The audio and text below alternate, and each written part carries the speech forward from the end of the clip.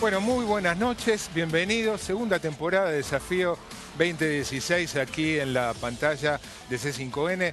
Primer programa hoy. Venimos con muchas ganas, venimos renovados, hay incorporaciones, incluso hay hasta humor. Claudio Martínez, productor de este programa, y junto con Aldo Fernández, dueños del Oso Producciones, la productora responsable de este programa, nos va a abastecer de pinceladas de humor que irán apareciendo ahí por el programa. En la primera temporada, uno de los ejes del programa, un elemento central, fue tratar las promesas de campaña que los distintos candidatos planteaban para enfrentar los desafíos que se vislumbraban para 2016. Así como el año pasado ese fue un eje, este año un elemento que va a transitar todo a lo largo del ciclo va a ser el monitoreo, el seguimiento, el examen de las promesas de campaña que hizo el gobierno que finalmente ganó la elección. Macri en la Nación, María Eugenia Vidal en la provincia, haremos el seguimiento de algún intendente, ¿por qué no? Horacio Rodríguez Larreta o cualquier otro, incluso que se prometían para determinadas empresas públicas. Hoy vamos a empezar, recién escuchábamos a la legisladora del PRO hablar de pobreza cero.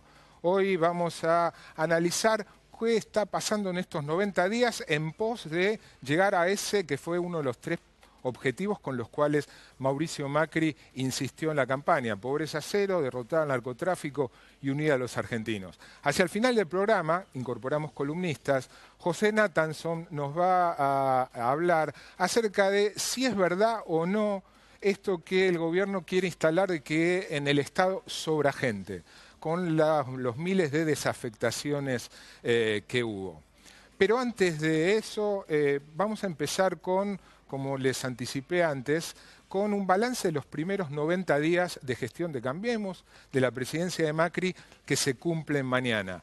Seguramente el invitado que tenemos ya aquí en el estudio, hombre clave del gobierno, Marcos Peña, va a discrepar con parte del balance, o tal vez con todo el balance que hagamos ahora, así que después los vamos a charlar con él. Breve y sintético. Empezando por lo político, creo que lo primero que hay que decir es que en estos 90 días Macri logró gobernabilidad. Lo que no es poco y lo que estaba puesto en discusión, muchos dudaban, teniendo en cuenta que el sindicalismo es peronista, teniendo en cuenta además que en diputados y en senadores no contaban con mayoría, más allá de la alianza del acuerdo de Cambiemos. Logró gobernabilidad en un primer momento a fuerza de decretos, de alguna sobreactuación de autoridad, aunque en las últimas semanas se está ejerciendo más la negociación. Y gobernabilidad a la que también contribuyó la decisión del principal partido de oposición, la decisión del peronismo, decisión formal en el Congreso con un bloque de diputados que se separó, pero creo que la decisión va más allá de eso. Y ayudado también por la crisis en la que está el kirchnerismo, el cristinismo duro. No puedo eludir en un balance, por más sintético que sea en lo político, dos hechos muy cuestionables del gobierno. Uno, en realidad, podía discutirse si es atribuible al gobierno, que es la detención, ya hace casi 3 meses, de Milagro Sala, acusada en un primer momento por instigación al tumulto. Y el segundo hecho fueron 3 episodios serios de represión, incluso con uso de balas de goma. Eso como una breve síntesis de balance en lo político.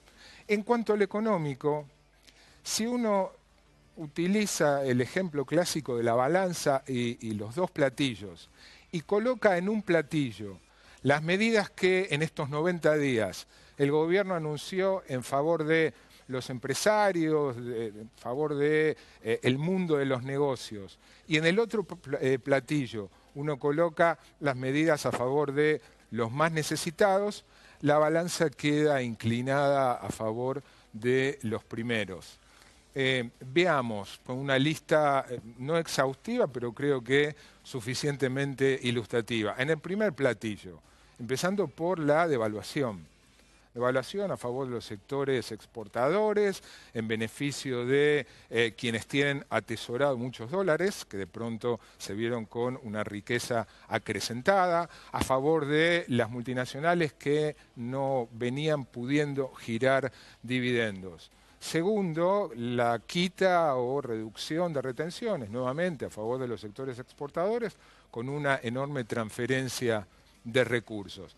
En tercer lugar de esta lista, punto central de la actualidad política y por mucho tiempo, es la inflación acelerada, ¿no? De la que venía de arrastre y en parte por la devaluación y por la quita de retenciones. Y en la inflación, con la inflación, ganan los formadores de precios, con la inflación mejoran el margen las cadenas de supermercados y no la mayoría de la población. Le podemos sumar un tema que hoy en realidad está siendo noticia bien actual, la derogación de la ley de medios, que está permitiendo muchos negocios y operaciones en un sector tan importante por lo económico, pero también por lo político como en los medios. Clarín consolidando la compra en Nextel, Fintech asumiendo el control nada menos que de Telecom. Si quieren podemos también agregar en esa lista el acuerdo con los buitres que está impulsando el gobierno, que es bienvenido y apoyado por el sector económico. Eso pesa, ¿no?, en un platillo mucho. En el otro también hay algunos elementos.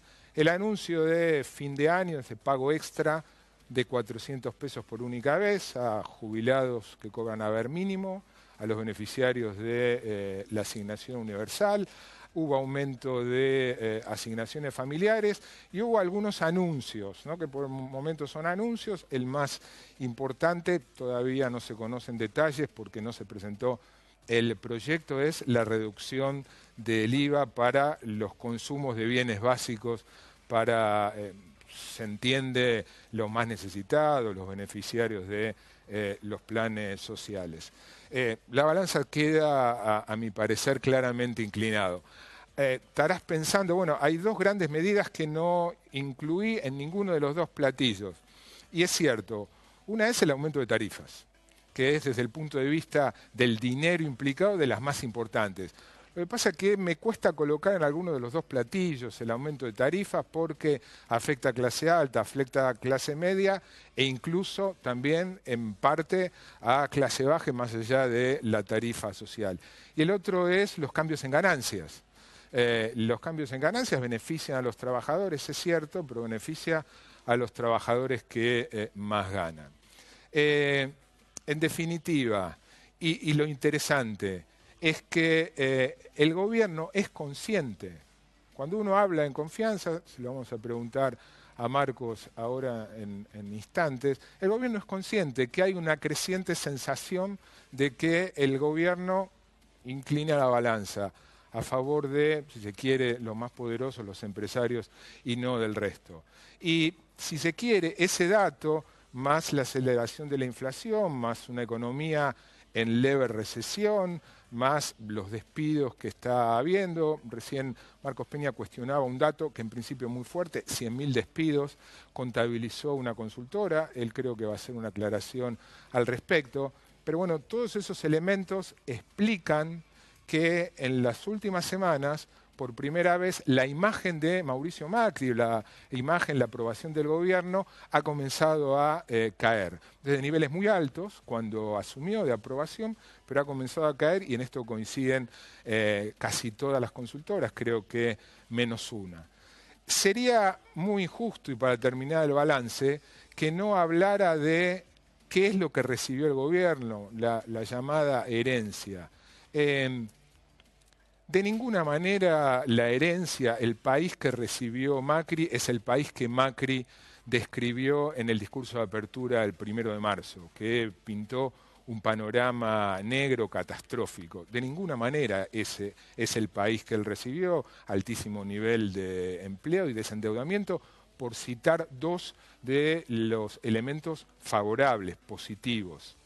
Ahora, también es cierto que recibió muy serios problemas y sería injusto no considerarlos al hacer un balance. La inflación que venía, el atraso cambiario, el desquicio tarifario, una economía que ya venía estancada.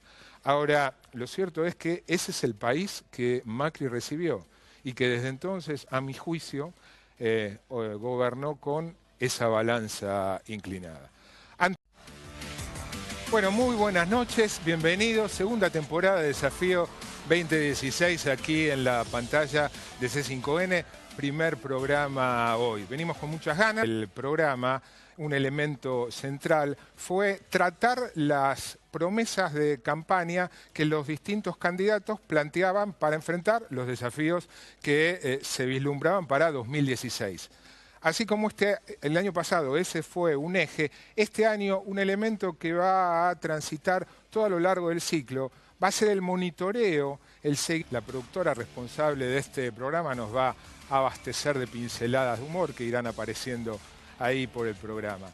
En la primera temporada, uno de los ejes de venimos renovados, hay incorporaciones, incluso hay hasta humor. Claudio Martínez, productor de este programa, y junto con Aldo Fernández, dueños del Oso Producciones, la responsable